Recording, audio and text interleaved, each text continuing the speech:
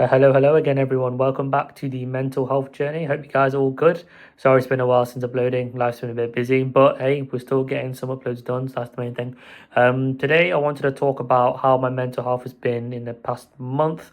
Basically, can you believe it's been a month since I've started the YouTube channel? We're over already. That's crazy. It's gone really quick. But basically, I want to say in the last month what I've been doing, what's been helping, and hopefully the tips help you guys out.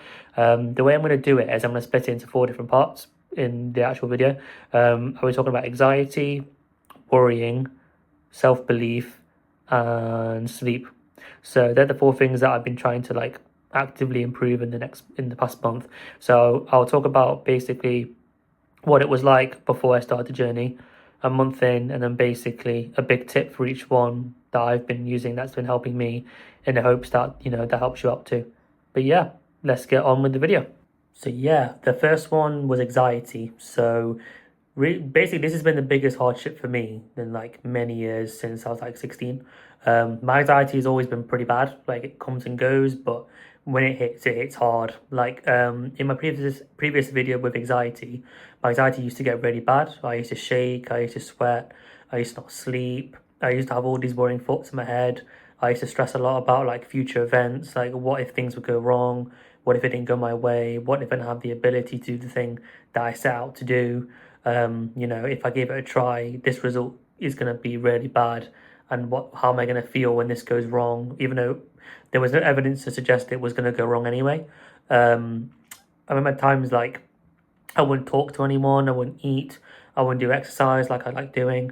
And then when I got to the point where I get up like pretty crippled and I wouldn't even like be able to function or do anything. I'd just be like in a shell almost. But yeah, I even had IAPT counselling when I was at university to help me with it. That helped like short period, but then I kind of stopped it and I kind of forgot all the rules I learned from it. So then the anxiety would come back and it would be like really overwhelming again. And I remember like emotionally I felt really bad and sad and stuff because I let the anxiety get super bad, like to the point I was like, it's really affecting my quality of life now. I'm like, I need to get myself out of this rut. Like it would get so bad, it would feel like, I wasn't in control of like how I was functioning, how I was feeling. So yeah, fast forward a month, how's it going? So a month in, I feel like it's gotten better, but obviously anxiety is not something you can just get rid of. It's not just gonna, disappear out of nowhere. Um, it's not like I've, gone rid of it or anything, it's got worse or anything. It's got better. I think there are a few things I've done in the past month to help me with it, so I'll share it now. One of them was basically speaking to people. It's okay to not be okay. Keeping it bottled up and the anxiety store for such a long time just didn't help me at all. Like, it would affect my life badly, and it's like, you could just talk to someone about it. Like, or because you talk to someone doesn't make you weak because you're not, you know what I mean? It's strength to show that, you're able to talk to someone and speak about how you feel because you're being really vulnerable in the moment. And, vulnerability, I think, is strength. And, being vulnerable is enable you to get the help as opposed to keeping it bottled and just making yourself feel worse. So I started talking to people and then enabled me to get the help that I needed. That was one of them. I even go to therapy now. I don't know if I told you that before. I did a paid therapy for it, but I've stopped that at the minute due to like money issues and stuff. Um, so I'm basically being referred into the Nottingham like CBT talking therapies. They'll be starting probably mid-February. That'll be stuff based on like cognitive behavioral therapy, which is like challenging your thoughts, understanding why you think the way you do. I don't know if you guys will be interested in me talking about that on the channel. Like, okay, what did I learn from it? Tips that they told me, and I could help you. If you're down for that, let me know in the comments, and I'll more than happy to share about it. Yeah, another one would be journaling. Journaling's helped a lot. So basically, the way I journal is basically if I get any like anxiety, anxious thoughts, I'll get my journal out and I'll write down the thoughts I'm getting. And then basically what I'll do is like, it's not easy to do, but try it. It's like challenging the thoughts. So you try to rationalize the way you think and you basically try to think, you know, is there any truth to what my thoughts are? Is it truth or is it like distorted thinking? So, for example, like if I'm thinking about something bad's going to happen, when I'm just trying to push myself to do something that I really want to do, think, is it really going to go as bad as you think? Are you just worrying about it too much? Is it like, are you thinking it's going to be the worst case scenario? Like realistically, how likely is it that it's going to be the worst case scenario? Or try to remember the things you've done in the past where you've like, confronted the anxiety and stuff And did it go bad? Did it go good? Did you survive? Because I think what I've mentioned in my anxiety video in the past is like sometimes your anxiety makes you feel like it's like life or death situation, like you're actually in danger when it's actually like your perceived, you know, danger. How to describe it? Your I'm trying to think of the word actually. Um, the way you perceive the thing is not actually dangerous. Your brain just thinks it's dangerous because over time you've developed this kind of like almost distorted thinking about like dangers and how they threaten your life. So I've been challenging that, and I've been noticing more that like the things that stress me out more, they're not having a threat on my life. They're a bit stressful. Stress is okay in the short term, but not long term. And I'm realizing more that all these things I was stressed about, they weren't threatening me because I'm still alive. I'm still breathing. I'm still here. So, you know what I mean? I was able to cope. The anxiety spiking through the roof didn't help, and I managed to handle it. So I say second one would be journaling, rationalizing your thoughts, and understanding that, like, you know, not all your thoughts are truth. Another one would be confronting your anxieties. This is quite a big one. So this is like if you have anxiety, I try not to run from it anymore. I try to confront it if I can. So basically, there's like a whole like psychology cycle with anxiety, like an anxiety cycle, where if you get a threat and you see it, you're basically more tempted to run away from it because your brain perceives that if you run, you get away from the danger and you're safe.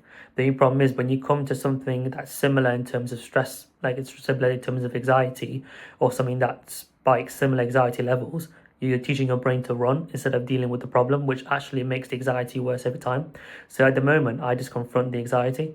And what happens is that teaches me over time that when I confront it and I'm okay after, you know what I mean? I'm teaching my brain that that danger is not as bad as I thought it was. I'm okay. I'm not in danger. You were able to do it.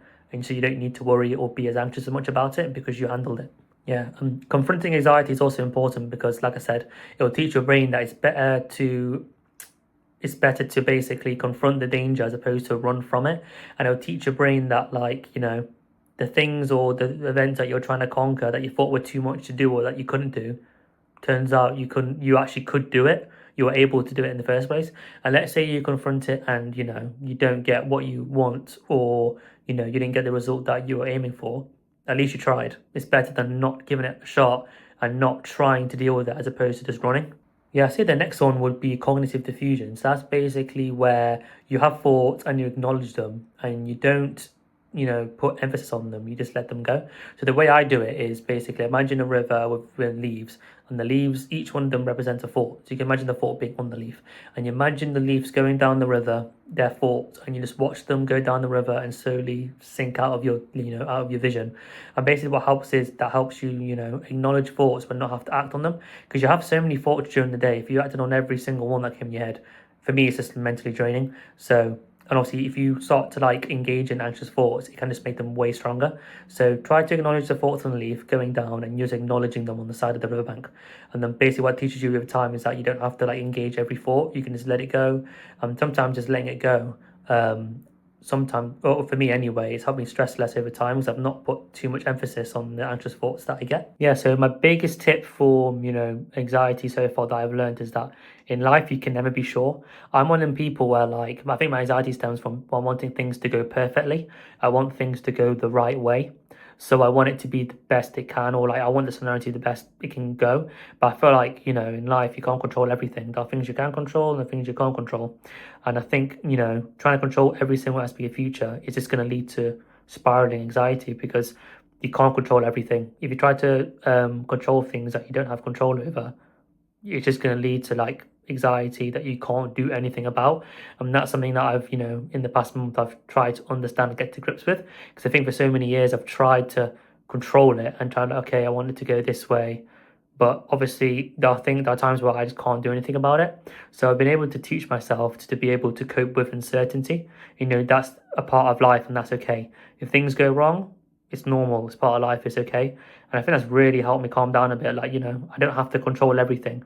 I don't have to manage everything. Not everything's my fault. Not everything's my responsibility. Like, just calm down, control the things you can, and you know, leave the things you can't, and you just keep going. And obviously, if there's a degree of uncertainty in whatever I'm like trying to do or achieve, that's part of life, and it's okay. Do what you can on the things you can control, and the things you can't, just let it go. Yeah, so worrying. So yeah, I do suffer worrying quite a lot. normally what happens is my brain goes into like a spiral of like what if events in my head. I tend to picture like the absolute worst outcome, that what could happen in the future, thinking that, things are all going to go wrong. The only problem is this would lead to me like sleeping less, my anxiety would spike, I wouldn't engage in hobbies that I enjoyed, I would dread doing things that I was kind of afraid of, or things I didn't have much control over. That's basically like a month ago how bad it was getting. I was like, okay, you need to do something about this. And then, it's been a month, so it's gotten better, 100%. Like, I still worry here and there. I still get like, nerve wracking, like shaking, sweating, like I said in my anxiety video. But I definitely notice my brain doesn't go straight to negativity as much as it used to. With my anxiety, I write my thoughts down and I challenge them. So I think, how realistic does this scenario sound? How likely is this, particular thing to happen? This basically to show myself that, like, when I put my thoughts into the perspective when I'm worrying, I've kind of shown my brain that this scenario is extremely unlikely to happen. And, I've done, harder things in the past. So why am I letting this affect me now? You know what I mean? So, yeah, another thing I've done is I set up something called a locus of control. I don't know if anyone knows what that is. So basically, I split my thoughts into like two different categories.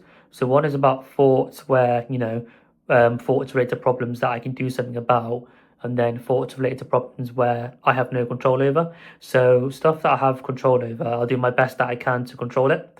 Obviously, if I can do something about it, do the best I can to do something about that thing. But if there's something else, I'm not able to do anything about, is out of my control, I've had to try and learn and let it go. Problem is, I have more of like, not, I wouldn't say like a perfectionist mindset, but I'd say definitely I kind of want it to go that way I want it to go. I want it to go well.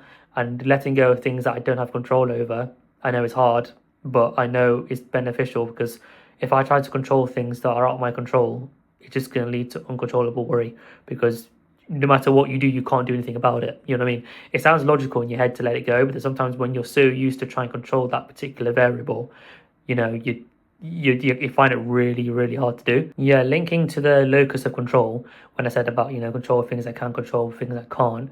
I basically, if I avoid, basically the thoughts would keep coming back. So even if I said to myself, oh yeah, I've done something about this, I've not done something about that, the worrying thoughts will still come back. I'll basically tell my brain, I've already done something about this, I need to shift my focus now to something else. Like I said, I struggle with that. So what I've been doing is I've been trying to train my brain to shift my attention towards, doing other things that are important to me and stuff that I care about when I've already addressed the worrying thoughts. So this is a practice called mindfulness. I've mentioned it on my YouTube, I think on a previous Instagram clip, on the sleep video. But basically what I do is I sit in my room, I close my eyes, and basically what I do is I focus on my breathing. And what I do is I focus on how the air goes through my nose, how my lungs expand, and how the air comes out. And basically I keep my focus on that for 25 minutes, as long as possible. In that 25 minutes, if my attention goes towards something else, I bring my attention back to my breathing. This is not easy, especially with 25 minutes, because doing social media and everything, trying to get our attention all the time, it's not easy to do. But the longer you do it, the better you get at it. The more I've been doing it, the better I've been getting at keeping attention on my breathing. But the reason why I do it is because it helps me calm me down before bed, but also it helps shift my focus towards other things when I would worry. Move my attention and energy towards things that are more productive.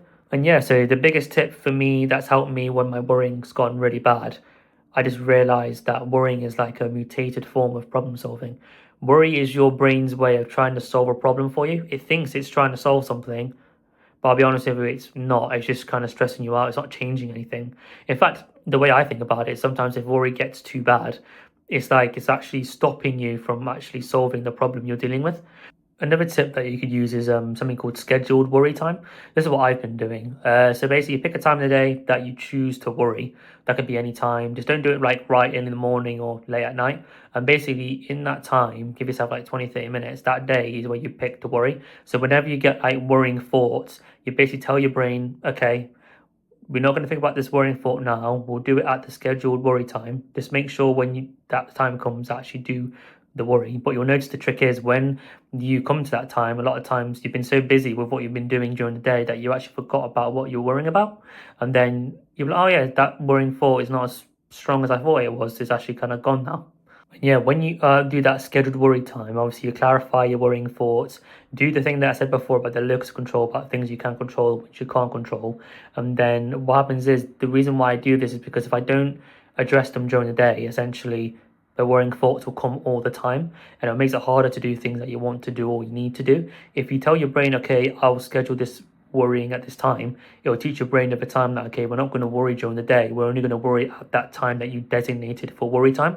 So therefore, it will enable you to carry on doing things that you enjoy or you need to do or that you want to do.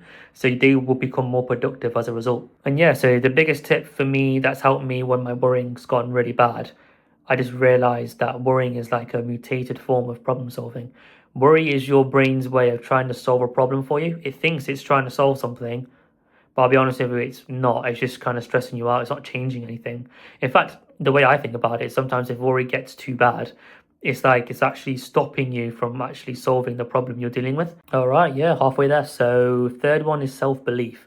So I'm definitely someone who doesn't really believe in themselves that much. Whenever I put, my thoughts and like effort into something, it's that anxious and worry thoughts come back thinking, you're gonna mess this up, you shouldn't even try, you aren't good enough, what makes you think you can do it, you're pretty average, you're not gonna get this, you may as well just quit. Like my brain quickly defaults to that, like a couple of months ago anyway. And then I was thinking like, I think this is like a big contributor to why I used to stress a lot and used to worry, because you think, oh, it's gonna go wrong because I don't think I'm good enough, or, you know, I don't think I can do this. And I think definitely in terms of like my professional career and like stuff I wanted to do, it's definitely affected me a lot. Like I don't know, I kind of always put myself down more often than not, and I'm like it's something that I'm still dealing with. Like I'm still trying to get better at it because I don't know. It's just like I feel like I don't think I'm good enough. I don't think this is gonna work. I don't think I can do it. But I need to try and get rid of that self-limiting belief because that's definitely starting to hold me back. But yeah, fast forward a month. I'll be honest, it hasn't gotten that much better. I still get times where I face challenges and you know those thoughts come back. The ones that I say like I can't do it. I don't think I'm capable of doing it. If I give my best effort, I'm probably just gonna like find it too difficult or just have a panic attack or stress. So that's what I've been trying to sort. That's one of the big ones I think. Out of the four we're going to talk about today, obviously two done we've already spoke about. I think that's the one that's not improved that much. I'd say what I've been trying to do, which has been I find it hard, is I basically giving it a try anyway. Even if I think I'm not going to do well, you know, giving it a try. Because worst comes to worst, I give it a go and it doesn't work out, or like I say, I don't get the result I want. So what? It's better to try and give your best effort as opposed to not trying and then thinking later on, oh, I wish I tried. I wonder what the result would have been. Another one would be like trying to remember what I've achieved before. Like I have achieved good things from my effort and stuff, but sometimes when you have a lack of self belief, you tend to forget about the things you've already done and things you've worked towards. So sometimes I've been trying to like remember, like, oh, I've done this particular thing, I've done this, I've done that. So if you've done all these things, why do you think you're not capable of doing this next thing? Who's to say that you can't do it? Even if it's not perfect, give it a shot anyway. If you don't get it, cool, at least you tried. Giving it a go does create growth, and yeah, I have to do this stuff to give myself the confidence that I can do it and that I need to put my mind to it and believe in myself that even if it goes wrong, it's fine. At least you still did it. Give it a go. Be confident. Put your mind to it, and you can do it. Yes, the last tip would be about sleep. So my sleep has always been on and off for a long time. I have a very mixed relationship with sleep, mainly because there'll be like, I have a good night's sleep one night, and then for the next few nights, I get loads of bad sleep. So I feel sluggish the next day. I'd be more anxious. I'd be more lethargic. I'd be more like emotionally volatile because, like for example, situations that wouldn't normally stress you out, I would just get really stressed for like no reason. I used to worry more. I used to overthink more. So that's why I started to like try and fix it. Especially from like the research I've been doing about how sleep is linked to like a mental health. Like example from like Stanford University, the Mind website, Sleeping Foundation, linking sleep to like proper problems with mental health in like adolescence, for example. So yeah, that's the next part I'm talking about. So yeah, the thing was with me was like when I used to stress and worry and stuff, my sleep would be the first thing to take a hit because I would worry when I'm sleeping, then I'd sleep bad, then I'd be more anxious that I didn't sleep, therefore I'd be less productive during the day, then the whole day I'll be worrying and having anxious thoughts. So then I go to bed again, and then I'll be like, I really need to get a good night's sleep tonight, and then I won't sleep because I stress about sleep, and then I wake up the next day being more anxious because I didn't feel restored. So you can see how this cycle just kept continuing all the time. So yeah, that's why I've been trying to improve it. So fast forward a month, my sleep's gone a lot better. Like definitely got way better because I've been trying to, optimize sleep hygiene. So I've made a clip on, Instagram about sleep. It's about 2 minutes long. Probably my best editing yet. Probably not very good editing, but hey, it's the best I've done. But basically, the things I've done like going to bed and waking up at like a similar time each day. That basically teaches your body that, it's the times at where it needs to sleep and when to get up. So when you go to sleep at night, you're going to feel more drowsy when you go to bed because your body's expecting to fall asleep. So that helps with like better sleep onset and better sleep, duration and quality. Another thing I've been doing is I've been trying to reduce screen time for about 25 minutes before bed. So obviously, ideally, you want to do it longer than that, maybe a 30 to 60 minutes. But I'm working on it. It definitely helps because my eyes don't burn as much in the morning. I fall asleep a lot quicker because, like I said in my previous clip, blue light suppresses some melatonin production, which is a hormone made by the pineal gland in your brain. So it basically helps with like sleep onset. So reducing blue light is really good for you. Another thing I've been doing is I've been eating food about 3 to 4 hours before I go to bed. Basically, that basically enables digestion before you go to sleep, which basically helps you fall asleep a bit easier because digestion slows down how fast your body is able to fall asleep. I also try to relax my mind before I go to bed. So, for example, like I'll journal if I have any like anxious or like worrying thoughts. I do like the mindfulness 25 minutes breathing, like I said before, to help calm my mind to get to sleep quicker. Or I'll read a book, about how to make how to make my brain, but basically read a book to basically make my brain feel more sleepy. Caffeine, I've linked obviously in my previous video about caffeine and its half-life and how it keeps you awake for longer. So um, basically, I try to only drink caffeine in the morning now, not in the afternoon. Literally, strictly morning, just because I feel like my body doesn't metabolize caffeine very well. Like I'm pretty sensitive to it. Like when I used to take pre-workout in the gym, like I used to get me buzzed all day. I used to eat it at like 9 a.m. and then like 9 p.m. at night, I still felt buzzed. I'm like, probably need to reduce the caffeine a bit. Obviously, like I said, I exercise daily as well. That makes my body feel more tired to fall asleep. I also like make sure my room's dark, because that helps with like telling your brain that it's ready for sleep. And I also keep my room pretty cool, only because having heat basically disrupts the sleep cycle process because your body has to be at a certain temperature to fall asleep. So I try to make sure my room is as cool as possible just to make sure that, I fall asleep easily. So yeah, guys, that's the end of the video today. I hope you enjoyed. I hope you learned something from it. Hopefully my tips that I've learned in the past month of improving my mental health help you out. Let me know in the comments what you thought. If you've got any suggestions for videos, ideas, obviously if it helps out the channel. Let me know if any tips helped you. Let me know if I talk too quickly because I'm pretty sure I talk really fast. I don't tend to notice myself. A lot of people in my day-to-day life say I do. So if I'm talking too quick, just let me know. I'll slow down. And yeah, any video suggestions for the future that you want me to talk about, happy to do it. This helps the channel out, to pump out content for you guys. Yeah, that's all I wanted to talk about. Have a nice rest of your day. Take care of yourselves, and I'll see you guys in a bit.